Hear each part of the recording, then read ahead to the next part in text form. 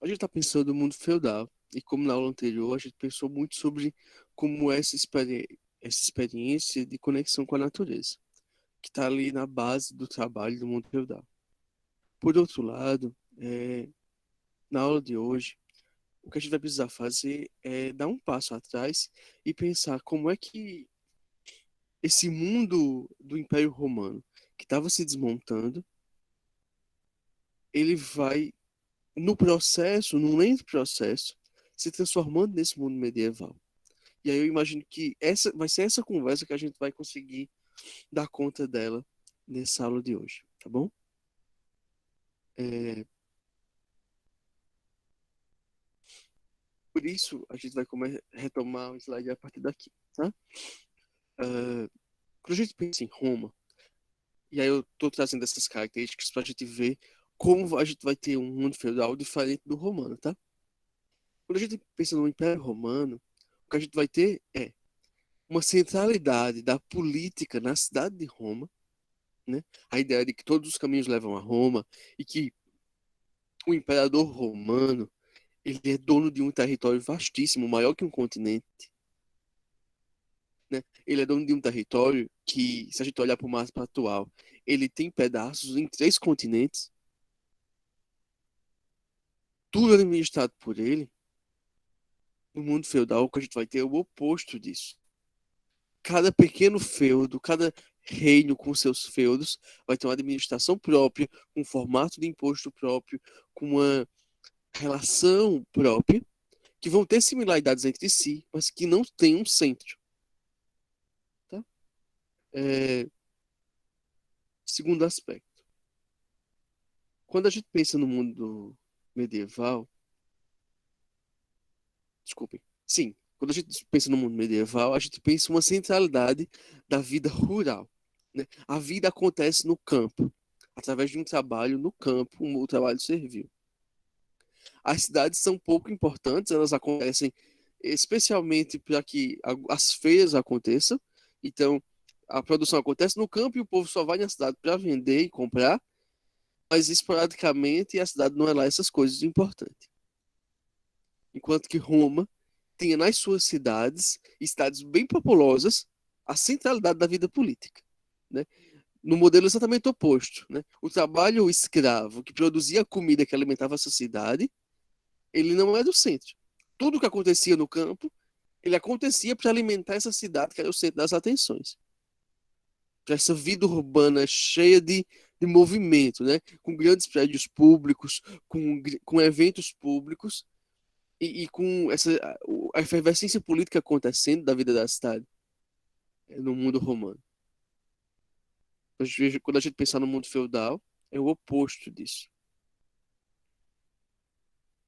Roma, a maior parte de sua história foi politeísta, né? Aquela quantidade enorme de deuses que a gente percebe que tem uma relação com uma herança grega. E por isso havia uma multiplicidade de possibilidades de culto, né? Porque em função do deus você precisa fazer um ritual específico, em função do deus você vai ter esculturas específicas, modos de se comunicar específicos, e especialmente é, o, a religião vai se praticar na cidade de Roma na casa. É uma religião que é marcada pelo culto doméstico. O culto acontece na casa. É uma religião muito marcada pelo poder da família. E nesta família, por uma centralidade do poder patriarcal, o poder do pai sobre a família. Enquanto que no mundo feudal, o que a gente vai ter é o cristianismo se impondo como religião oficial e majoritária, que é monoteísta, né, a crença num só Deus, num só formato, cada vez mais vai se estabelecer o templo religioso cristão, né, a igreja, como lugar onde deve acontecer todas as relações que dizem respeito ao sagrado, e você vai estabelecer uma pessoa à parte da família, o sacerdote, como aquele responsável pela intermediação entre as pessoas e o campo do sagrado, o campo do divino. E aí é um desenho que, de certo modo, é diferente. Mesmo que, do ponto de vista das pessoas comuns, é aquela pequena capelinha com aquele padre da comunidade que vai existir. Tá? Por fim, Roma, é, a vida romana, a renda, o dinheiro romano, o que alimentava Roma do ponto de vista da economia, era o trabalho escravo. Era uma pessoa que via guerra, né? Existia a guerra para conseguir dominar mais povos, roubar-lhes as riquezas, roubar-lhes o território e roubar-lhes a vida, escravizar essas pessoas e levar elas para obrigar elas a trabalhar nos campos. No mundo feudal, isso não será possível, especialmente pela falta de um poder de guerra que dê conta desse modo de vida, e também porque isso não era um hábito dos povos bárbaros, ditos bárbaros, que a gente vai ver mais tarde. E aí o modelo de trabalho vai ser o trabalho servil, que não é escravo, porque a pessoa não pode ser comprada ou vendida. A pessoa está vinculada à terra e a seu senhor por uma relação um pouco mais complexa, baseada num jogo de interesses e de valores, como a lealdade. Beleza, até aqui, gente. Me digam se vocês. Porque faz um tempo, né, que a gente viu essa aula de Roma. Vocês percebem essa diferença? Conseguiram relembrar algo do que a gente discutiu sobre Roma? E percebem que a gente está entrando num mundo que vai se tornar bem diferente dele?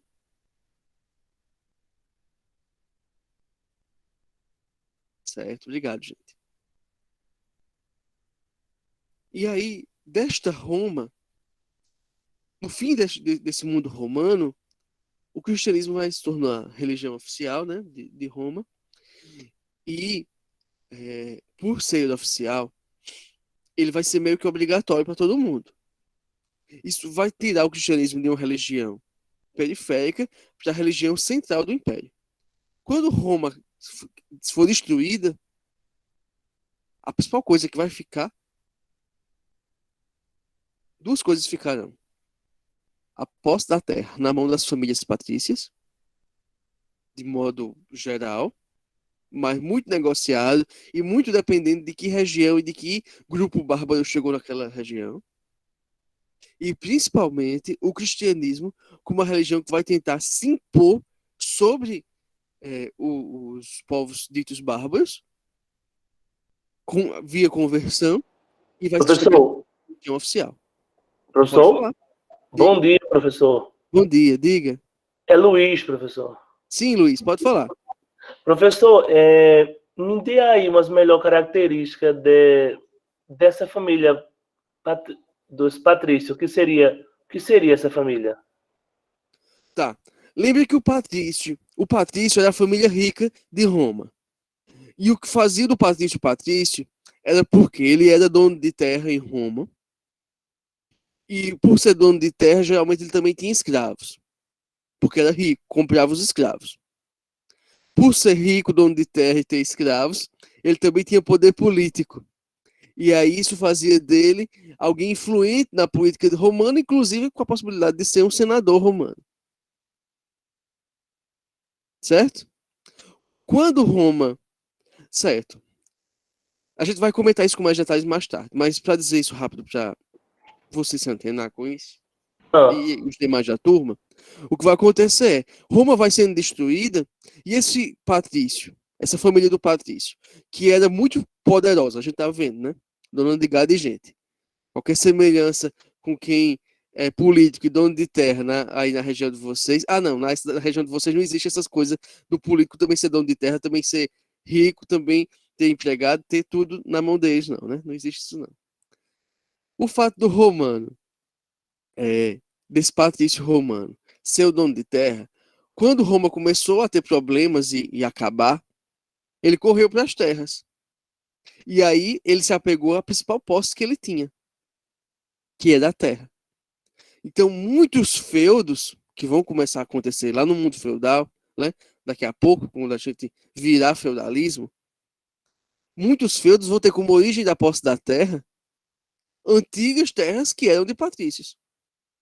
Então, de certo modo, e assim, do modo grosso, né, assim, de maneira geral, a gente precisa pensar que existe um link aí entre quem foi o patrício, que era dono de terra em Roma, e quem será a família que é senhor feudal no mundo feudal. Há Certo, uma professor. probabilidade de ser a mesma família, porque o que une o rico de Roma àquele que é, dono, que é rico no mundo feudal é que manteve a posse da terra. Certo, professor. Eu acho Diga. que isso é bem interessante, realmente. Eu acredito que o senhor vai explorar melhor para a gente. Uhum. E no caso aí, os bárbaros seriam opostos? Diga aí, por favor. Os bárbaros são os povos que ocuparam, que vieram brigar com o Império Romano, que vão forçar as fronteiras e que vão, inclusive, em boa parte das regiões, ganhar essa guerra. E aí esses povos bárbaros vão quebrar o território do Império Romano e causar um grande medo nas cidades romanas. E é isso que vai fazer com. Então, os bárbaros são outros povos que Eles vão estar seriam dentro do pobres, então? território. Eles Oi? seriam pobres? Eles seriam pobres, então, essas pessoas? Os bárbaros, não é que ele é pobre, é que ele tem um outro costume. São Hum, povos que não são apegados à riqueza e o luxo e à posse da terra que o romano tinha, entendeu?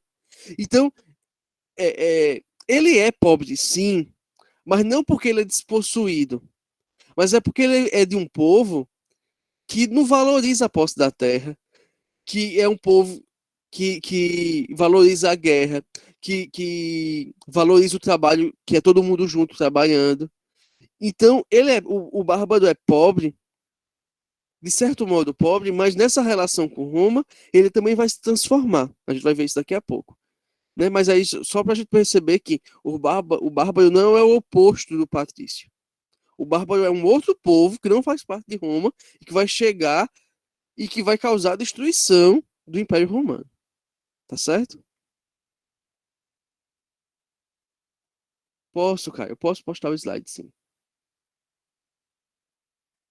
E isso, o Kevin tá colocando, né? É desse modo, geração após geração, de certo modo, se tudo funcionar como esquema, a Terra vai passar da geração dos patrícios para mais tarde aqueles que serão os senhores feudais. Agora tem muita possibilidade de mudança e de perda do domínio da Terra, enfim, muita transformação pode acontecer. Mas eu só estou chamando a atenção para isso de fundo, para a gente perceber que existe essa permanência na história do poder na mão dos homens, um poder patriarcal sobre sua família, sua casa, sua terra, e uma permanência do poder sobre a terra, o poder de posse sobre a terra, lá na Europa, de algumas famílias que são donas de tudo, de todo o território, obrigando as outras famílias a serem suas servas para poder sobreviver. E isso tem essa permanência que vai acontecendo. Então, está associado patriarcado e posse de terra na dominação econômica que vai estar na base das relações sociais.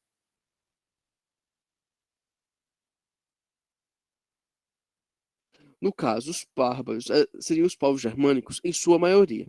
A gente vai discutir eles daqui a uns carocinhos. 2 dedinhos de paciência, tá? Vou passar o slide para a gente continuar esse raciocínio. Porque vejam só, a gente vai e volta, e fiquem à vontade para ir perguntando. Porque a gente vai e volta nessa conversa, algumas vezes, inclusive, tá? Então a gente vai perceber, a gente vai consumindo aos pouquinhos isso.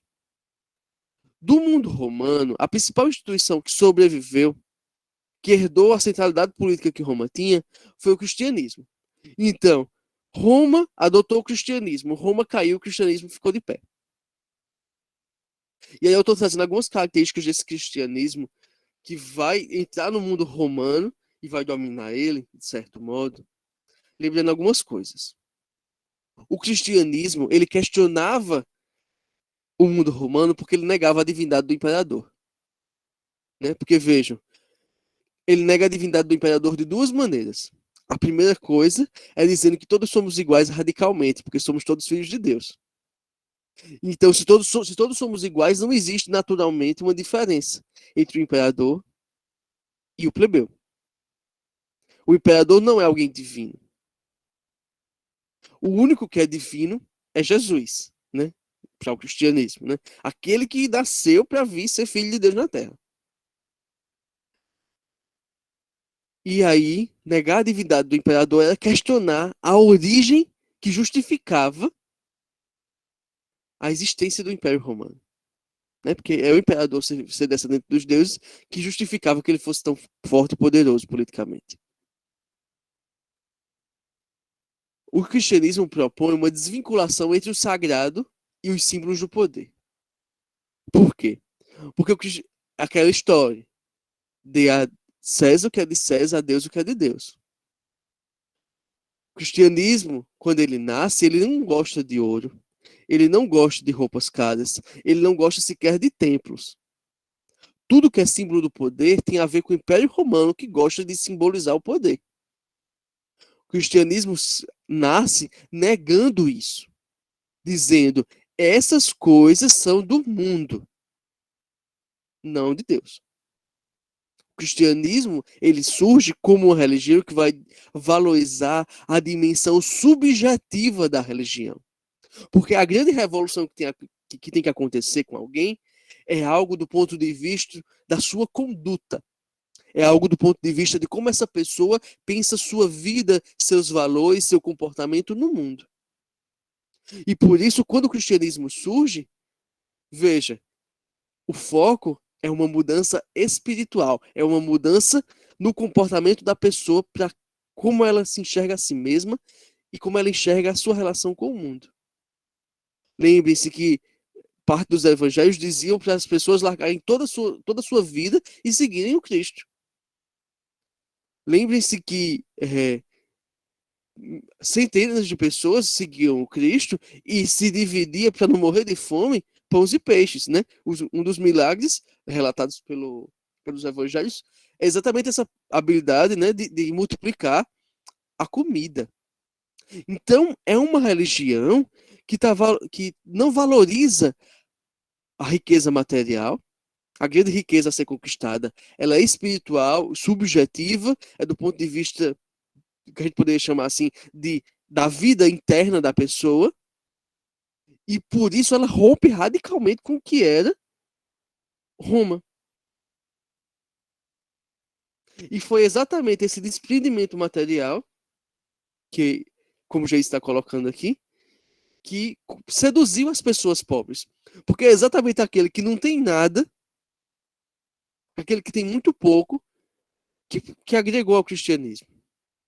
Porque exatamente ele que não tinha posição política, que ele não tinha riqueza, que ele não tinha muito a oferecer para a religião estabelecida de Roma, ou mesmo no mundo judaico, lembre-se, existiam os fariseus. É exatamente essa pessoa que não tinha muito a oferecer, que foi acolhida pelo pensamento cristão. Que a pessoa chegava, ó, eu não tenho nada.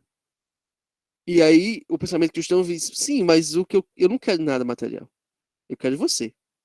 Eu quero seu coração. Eu quero sua dimensão espiritual. Eu quero sua conduta. E aí vejam a radicalidade dessa transformação. Né? É, uma vez que lembrem-se, as frases cristãs, né? É mais fácil o camelo passar pelo buraco da agulha que o rico entrar no céu. Lembre-se que a viúva que doa a própria comida, muito pouquinha que ela tem, para salvar os outros, doou muito mais que o rico que deu o que era muito pouco para ele. O cristianismo, ele vai propor um modelo de divindade radicalmente diferente de praticamente toda a divindade que existia até então. Por quê? Pensa no Deus judaico, no Deus do Antigo Testamento. O Deus judaico é possessivo, ciumento. E, gente, eu estou dizendo essas palavras, não se ofendam em função da sua religião deles. Estou ressaltando isso para a gente ver a diferença, viu? Mas não leve para o lado pessoal, não.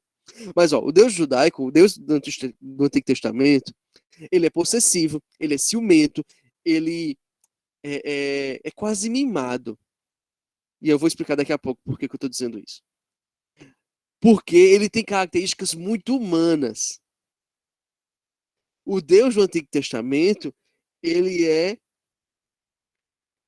ele quer que as pessoas o amem, ele quer que as pessoas o sigam e o obedeçam, ele quer que as pessoas cumpram o que ele diz é lei.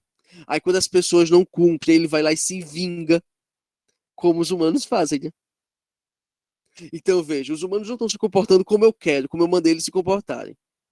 Vou matar tudo, vou mandar um dilúvio. O humano que me seguiu a vida toda, foi o profeta, me desobedeceu uma vez na vida. Vou dar um castigo a ele. A principal coisa que ele queria, ele não vai ter. Tipo Moisés. Moisés faz todos os mandados de Deus. Aí desobedeceu um, Deus disse, pois não vai ver a terra de Canaã, não. Entende? Então esse modelo de divindade que existia no mundo judaico, onde Jesus nasceu, ele desenhava um formato de Deus muito Professor, parecido. Pode falar. é por isso que a gente trazendo isso para um lado religioso e da Bíblia, a Bíblia diz que Deus é amor, mas é justiça. Então é justamente essa questão de que o senhor está tratando, né? Entendeu? Sim, sim. Vejam, eu estou chamando a atenção disso para a gente perceber que quando o cristianismo for desenhar o Deus do Novo Testamento, ele vai ter outras características. Só que para poder dizer como essas outras características são, eu preciso dizer quais foram as que vinham antes. Tá? Então percebam, se o Deus do Antigo Testamento, que é esse Deus que, que existia lá no Antigo Testamento, que é onde Jesus nasceu, ele era um formato de divindade que ele representava o comportamento dos homens que eram judeus, né? Então é um Deus que é homem, é um Deus que é guerreiro, é um Deus Senhor dos exércitos, é um Deus que é representado como pastor para um povo que é pastor, né? Que cuida de ovelhas, é um Deus que aí ao longo das conversas do Antigo Testamento, né, quando o reino de Israel fosse estabelecendo, aí já é um Deus que vai ser representado como governante, como Senhor dos Exércitos, como aquele que vai estabelecer, que vai dizer como é que se deve guerrear contra o povo inimigo. É um Deus cheio de paixões, é isso que eu quero dizer. O Deus no Antigo Testamento é representado como um Deus cheio de paixões. Ele é levado por emoções. E aí por isso ele se vinga, ele pune, ele ama, ele beneficia uns, ele escolhe alguém como preferido, quero esse, escolhe esse como preferido dele. Entende? Um monte de comportamentos muito parecidos com os comportamentos dos homens daquele período. E aí com isso, veja, eu não estou querendo questionar essa divindade. Eu estou dizendo que quando a gente representa Deus, em todas as religiões isso acontece. Quando Deus é representado, esta representação tem muito a ver com o modo como as pessoas vivem. As pessoas pensam a si mesmas e as pessoas se comportam. Os homens judeus se comportavam dessa maneira. E na hora de representar o Deus, ele representou ele com esse comportamento. O que vai acontecer? Quando o cristianismo ele surgir, ele vai mostrar uma outra face do Deus. Ele vai desenhar um comportamento de Deus que, para o próprio povo judeu, é incompreensível. E mais, vai ser uma das razões que vai tornar Jesus um prisioneiro político que será assassinado por isso. É exatamente porque Jesus desenha um formato, uma imagem do que pode ser Deus, diferente da estabelecida no próprio mundo judaico, que Jesus será morto posteriormente.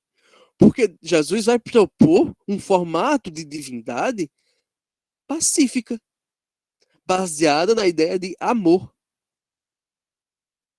que faz oposição à guerra.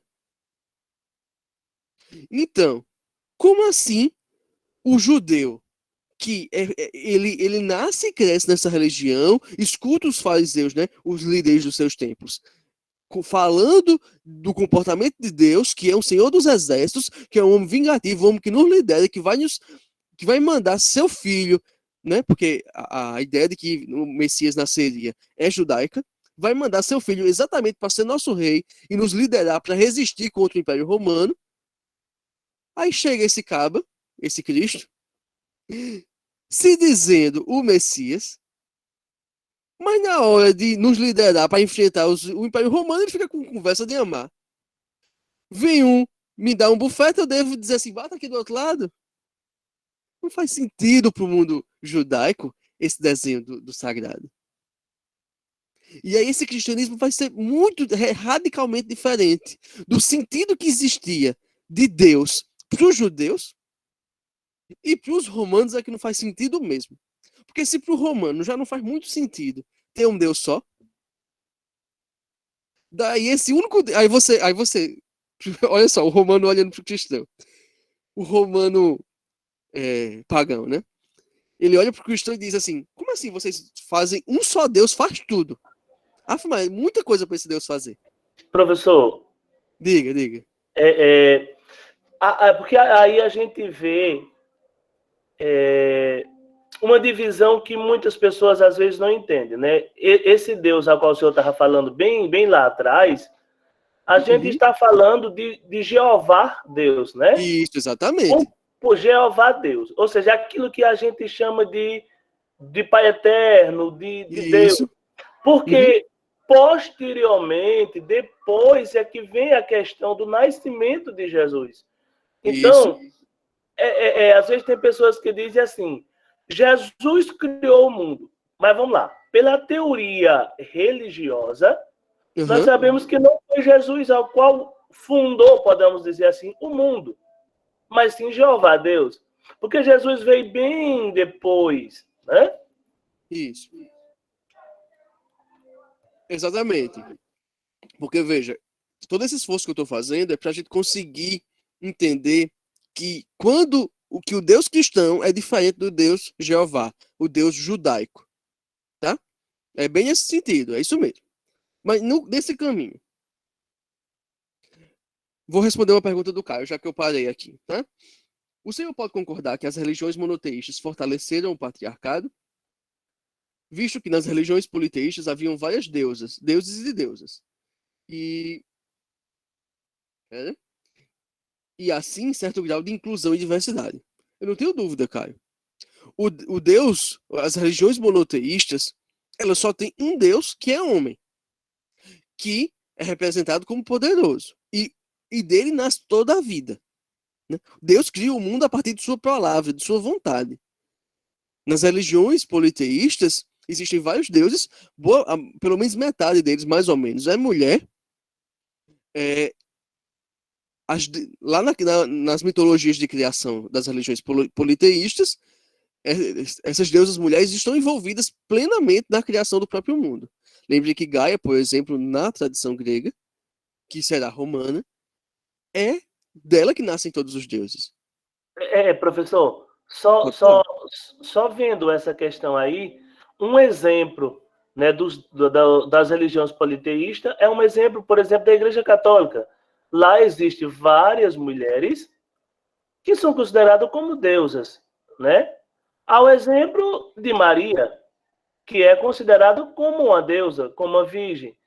E se a gente fosse aprofundar na história, a gente sabe que Maria foi mãe de Jesus e depois passou a ser mulher, depois teve filhos, teve relações e teve outra, construiu, além de Jesus que veio como Salvador, ela teve uma outra família, outros filhos, né? Mas veja bem, se você disser para o seu padre, assim, porque a gente precisa esclarecer as coisas, né?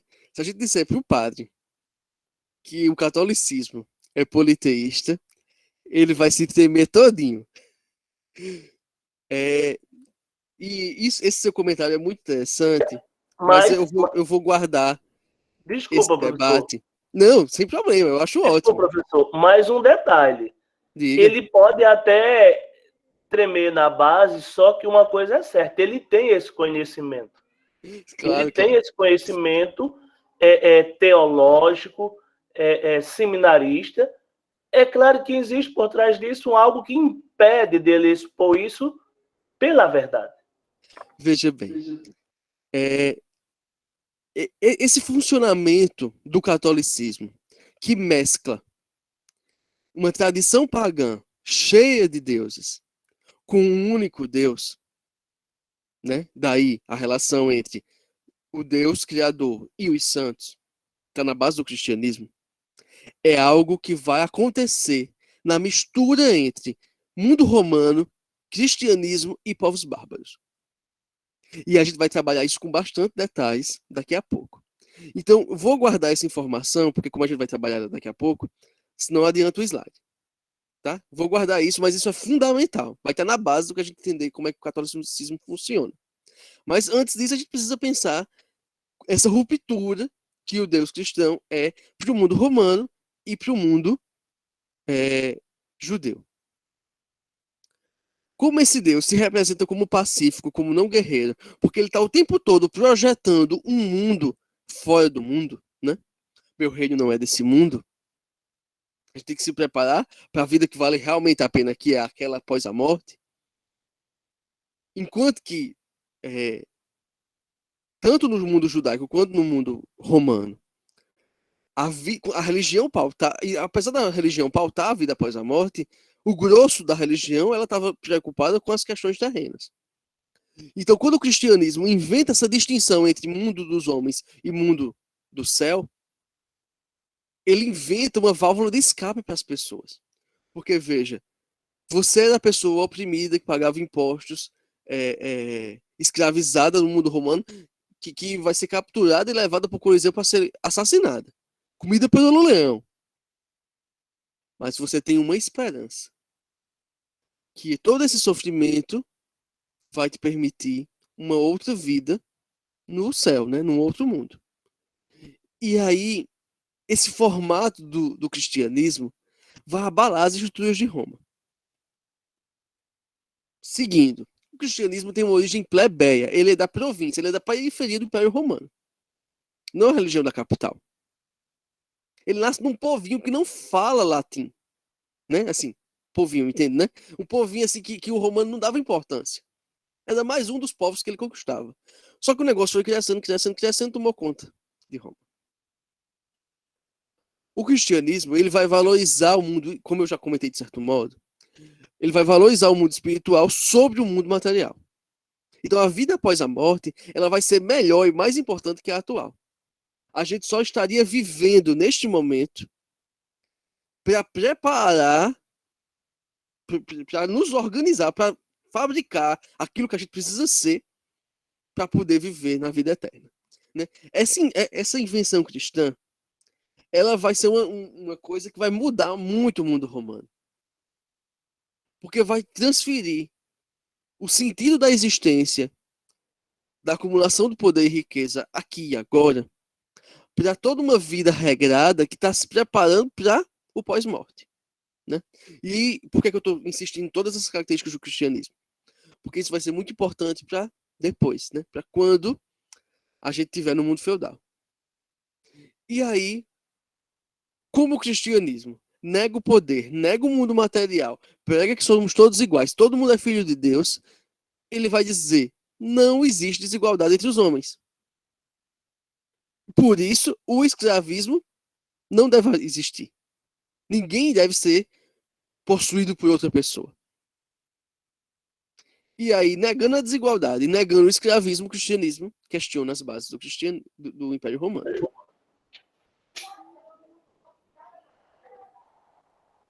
Beleza? Seguindo, esse cristianismo vai se estabelecendo. E aí, relembrando, vai acontecer a perseguição aos cristãos, eles vão ser assassinados nas arenas por 3 séculos. Aí, no início do século III, o imperador Constantino ele vai se converter ao cristianismo e vai deixar os cristãos livres. cerca de 70 anos depois, o Edito de Tessalônica vai tornar o cristianismo religião oficial de Roma. Então todo mundo vai ser obrigado a ser cristão. Então a religião que era da periferia se tornou a religião do centro. E o que vai acontecer? Todo mundo que era pagão passa a ser perseguido, Professor, especialmente as mulheres. Diga.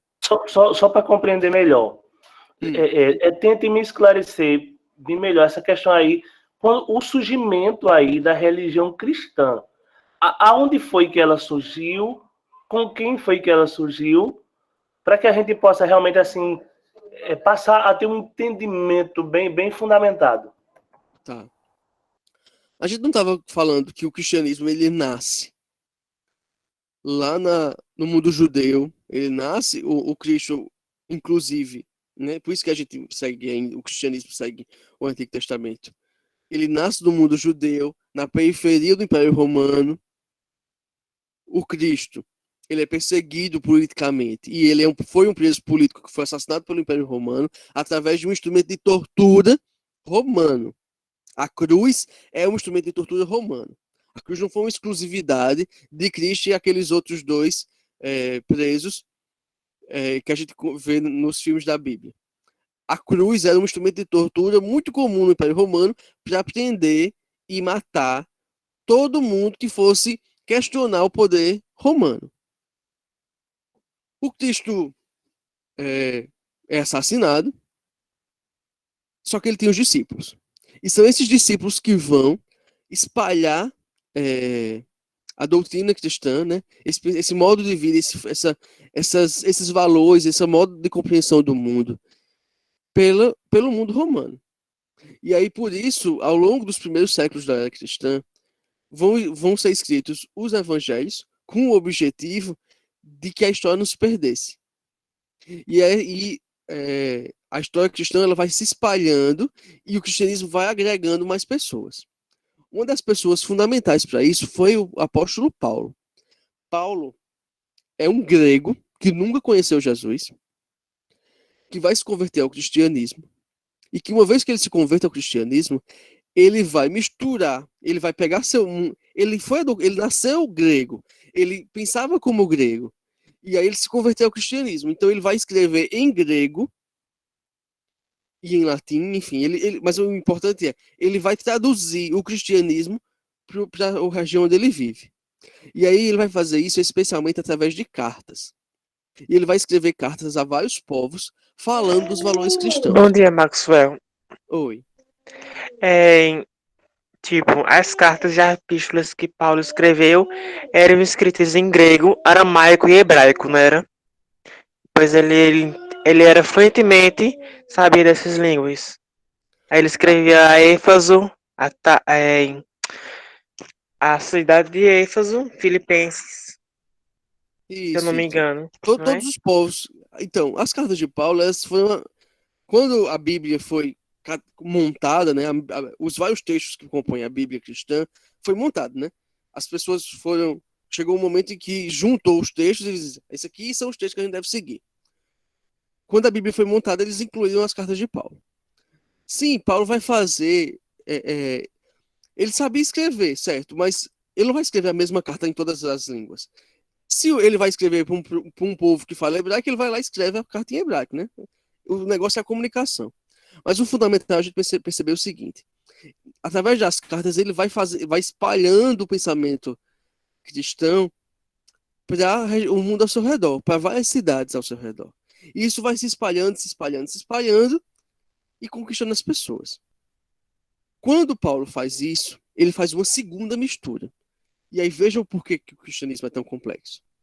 O cristianismo ele já nasce no mundo judeu, ele vai se espalhando e vai se misturando com as culturas das pessoas com quem que vão aderindo a ele. Uma dessas pessoas é Paulo. E Paulo, que é grego, ele vai valorizar muito alguns aspectos do que Cristo disse. E esses aspectos, entre eles, vai estar, por exemplo, essa doutrina do amor, essa doutrina do mistério, essa ideia do outro mundo. São coisas que Paulo vai selecionar do que Cristo disse e vai valorizar muito.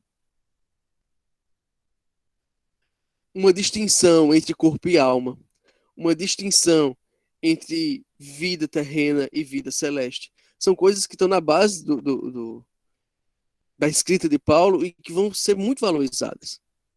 Ao ponto de, mais tarde, um filósofo como Nietzsche dizer que o cristianismo é a doutrina platônica dita às pessoas comuns. Mas isso é um outro, assim, é só um detalhe. É só a gente perceber que, através de apóstolos que vão pregar a palavra a vida inteira, o cristianismo vai se espalhando e conquistando as pessoas. É isso que é importante a gente perceber. E aí, nesse espalhar, ao longo dos séculos, vão surgindo, aí as pessoas vão se juntar em reuniões familiares, geralmente escondidos do Império Romano, geralmente à noite, porque tem que fazer escondido, e vão falar da doutrina, vão rezar junto, vão começar a criar maneiras de culto que estão na base do surgimento do cristianismo. É o que a gente chama de cristianismo primitivo. Professor, Diga. e aí, dentro dessa questão de Paulo, havia uma questão muito interessante das exortações, né? Porque Paulo ele trazia aquela questão dos ensinamentos de Jesus, como o senhor disse, é bem verdade que ele não conheceu Jesus, mas ele trazia a doutrina cristã, e também ele era um bom pensador, ele também trazia o seu pensamento, o seu entendimento acerca do cristianismo, né? Além dele trazer aquilo que foi Jesus que disse, que falou, que muitas vezes ele dizia, e digo eu, não o Senhor. Ou seja, o que é que ele queria dizer com isso? Quem está falando sou eu, Paulo. É um pensamento meu. Uhum. Sim, sim. É exatamente isso. E aí, por que ele é importante? Porque a gente precisa perceber que o cristianismo, ele não é um movimento mecânico, que é assim, ó, Jesus falou, a mesma coisa que Jesus falou, passa 5 séculos e continua sendo a mesma coisa, do mesmo jeito, igualzinho, sem uma mudança. E é a religião do feudalismo. As coisas são processos. Jesus fala, aí isso é apreendido pelos discípulos, e isso chega numa pessoa como Paulo, que transmite essa informação do seu jeito, do jeito que dá para fazer para outros povos. Esses povos vão pegar essa informação e fazer, mais uma vez, do seu jeito, com a sua compreensão de mundo, e fazer isso multiplicar. Isso vai fazer com que o cristianismo ele vá se espalhando e convencendo as pessoas, mas de maneira muito múltipla. E tudo bem, é ótimo que seja múltiplo. Né? A vida não é única. Não precisa ser uma coisa copiada e colada. Aí, o que vai acontecer é que, nisso que eu estou dizendo, os cristãos, o cristianismo vai se espalhando, e aí eles se tornam a grande religião de Roma. Porque, veja, eu estou sendo ligeirinho assim, porque a gente está pensando no mundo medieval, senão a gente não chega no mundo medieval nunca. É a gente pensar que essa é a base que vai estar lá no mundo medieval. Porque, como eu já falei, é o cristianismo que vai sobreviver. Ali, mais ou menos no século IV, o cristianismo vai se tornar a religião oficial de Roma, ele vai ser obrigatório. E aí, uma religião que ela seduzia as pessoas e valorizava o pobre, agora ela é a religião oficial do grande império. E aí vai ser mais ou menos nesse momento que os bispos vão se tornar, ao longo desse processo, né, os bispos vão ganhando notoriedade, os templos vão começando a se tornar importantes, e aí o cristianismo vai se colar, vai se institucionalizar. Ele vai se tornar uma religião marcada pelas instituições e pelo poder. Poder esse que vai estar na mão dos bispos, dos padres, e aí vai ser mais ou menos também nesse período que vai se tornar importante para o cristianismo o estabelecimento de que um dos bispos deva liderar os outros. Vai se inventar o cargo de papa, que é o bispo de Roma. Veja, não é gratuito que até hoje o bispo de Roma seja o papa. Percebe? Que existe, que é uma relação política, que a centralidade que Roma tinha no Império Romano é que tornou o fato do principal chefe religioso do cristianismo se manter na mesma cidade. E aí, o que vai acontecer? esse cristianismo, para se manter, ele vai precisar começar a se normatizar. Ele vai precisar a dizer assim, não, mas tu não pode dizer Jesus de qualquer jeito, não. Não, aí na tua comunidade, vocês estão dizendo, falando de Jesus do jeito que vocês interpretaram, mas a gente precisa ajeitar esse negócio, porque vamos arrumar isso. O que vai acontecer é que, ao longo do tempo, os bispos vão começar a dizer, tem texto que pode, tem texto que não pode ler. Tem jeito de compreender a palavra de Cristo que não pode. Tem um jeito que pode e um jeito que não pode. Professor, e aí, diga. Desculpa, Não, sem problema, sem problema. Mas eu acho que isso é uma discussão, assim, riquíssima e que só nos faz, assim, cada vez mais absorvermos conhecimento acerca do assunto, né? Sim, sim. Existe um detalhe, quando o senhor falava a questão do controle papal, o controle de Roma, é porque, por exemplo, é tanto que na Igreja Católica, nas missas, todas as celebrações, elas já são programadas, né? É tanto que tem lá o folhetinho dia tal, ou seja, aquilo já está escrito, já está pronto para aquele dia, já está organizado, né? Não é uma coisa que ele vai trazer simplesmente à luz da Bíblia. Não, aquilo já está pronto para ser ensinado da maneira qual o Papa quer que seja ensinado. Exatamente. Muito bom, muito bom. É Luiz, né? Isso, né, Luiz? Isso, é Luiz. Isso, muito bom, Luiz. Exatamente isso. O cristianismo, nesse momento, ele vai estabelecendo a forma. E aí o rito vai ser padronizado. Então, do jeito que você está dizendo, né? Você vai estabelecer a sequência das missas, o que deve ser dito em cada missa, qual é o trecho dos evangelhos que deve ser dito, quais são os textos da Bíblia que devem ser seguidos e quais são os outros que não devem ser seguidos. Como se deve se comportar, o que cada pessoa tem que fazer, todo o desenho. E a interpretação própria de cada um deles, não é? Oi? Então, e a interpretação própria de cada um deles, não é? Isso mesmo. À luz da Bíblia. Então, professor, o que acontece o que acontece é justamente o seguinte: tem coisas que aquilo que ele não quer que as pessoas conheçam, refutam. Ou seja, como se a gente pudesse dizer, esconde, guarda. Vamos trazer aquilo que a gente quer que o povo saiba, né? Mas o mundo evoluiu. É tanto que eu acho que o professor vai chegar a trazer esse assunto.